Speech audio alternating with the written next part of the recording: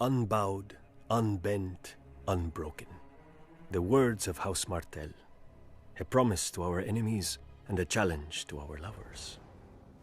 Thousands of years ago, the warrior queen Nymeria crossed into Dorne from Essos, fleeing the dragon lords of Valyria. After she landed, she burned her ships, all 10,000 of them, so no cowards could slink home. What a woman!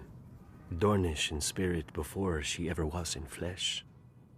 She was lucky to land in Dorne, where powerful women are not locked away in septs and the beds of old men. My ancestor Oberyn Martell saw her and desired her, and proved that where armies fail, a tongue may succeed. Wedding his strength to hers, his spear to her son, they subdued all his rivals together. After the tradition of her people, House Martell then ruled Dorne as princes, not kings.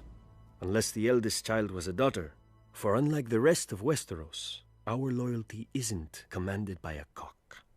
We follow a prince or a princess Martell just the same.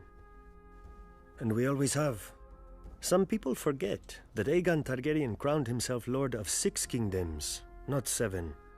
When his sister marched on Dorne, she found no mighty hosts drawn up against her for her dragon to burn and her soldiers to slaughter. The sands swirled, men died, and her dragon saw nothing.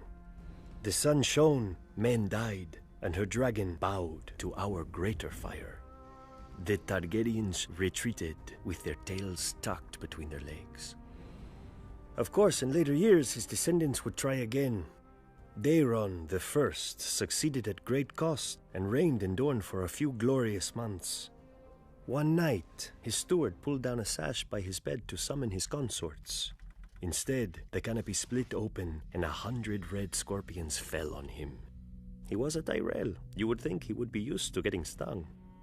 Within a fortnight, House Martell again ruled a free Dorne.